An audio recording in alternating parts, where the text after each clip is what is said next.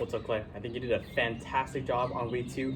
Really appreciate the amount of fluidity and the amount of attention to detail that you show on everything that we've demonstrated in that instructional video. I think you do a fantastic job adhering to all the details. So let me get into a couple things that I think you can do a little bit better.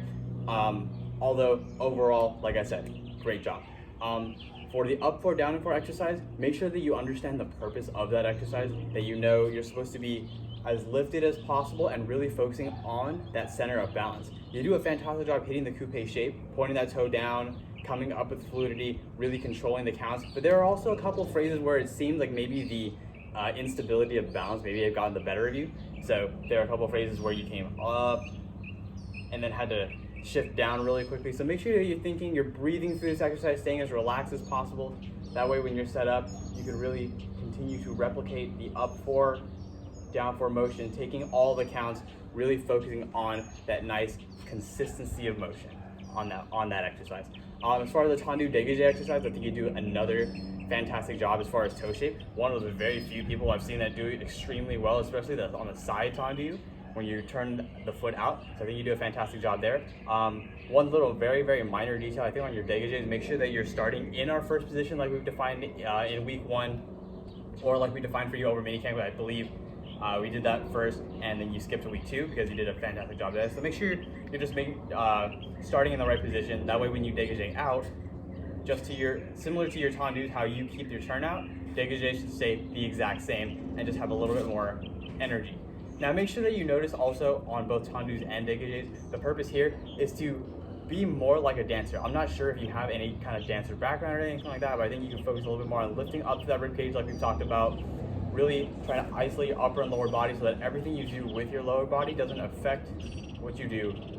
Everything you do with your lower body doesn't affect what you do with your upper body. You stay nice and still, nice and poised here, putting a lot of energy into all your toe shapes there. But other than that, overall, great job. Couple things here on the around the world exercise. That one is one where it's really focused on helping you relax everything in your body, especially from your head down. So try to go a little bit further, maybe stand in this open second a little bit further, which is another thing I'm going to get into as far as your pliés go. For the around the world, you can stand it a little bit wider because our second position is defined as a little bit wider than shoulder width. When you go around through any of your rotations, try to go a little bit further, fully relax the sections of the body that you're going around. So especially your head, I think you do a fine job here. It's mostly when it gets into the shoulders and then the middle to upper body here. When you go into your shoulders, you really need to go to the full extremes of rotating around on that spine, because right now it just seems like you're a little bit hesitant to keep the head down, to fully relax, and things like that. You really just want to be as relaxed as possible. That way you can memorize that sensation and use it when you need to be as poised as you need to be, but you can still have that same relaxed sensation. So I would encourage you to try this again in your daily practice.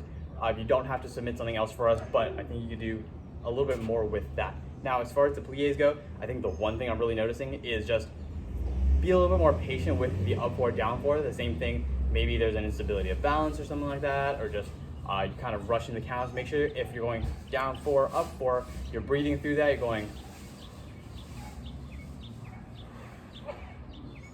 being as controlled as you can. Because right now, the little bits rushing here and there is going to play into how controlled you can be later on when we need to do quick pliés and things like that. Now, very last comment, as far as your second position pliés go, because I think your first position ones are very well done. As far as your second position pliés, definitely try to step out a little bit wider. For somebody who's a little bit taller, you're gonna need to do that a little bit more to have the correct knee pathway as you go down. That way, you're not trying to have this little kind of like awkward sensation with your legs. If you step out a little bit further, it'll be even easier for your knees to travel out over your toes. And also, just so you know, if it wasn't a detail mentioned in the video, your second or any kind of plie, your knees should go out over your toes, but they should never go past your toes. So if you find that they are, try to step out a little bit wider. When it comes to first position, maybe turn your feet out a little bit wider. One of those two things, but just make sure that you're paying really close attention to those little details. Other than that, I think you did a fantastic job on week 2. You're green lighted for week 3. You'll be able to check the level grid for that, and I'll make sure I get that in for you as soon as I can. Thanks.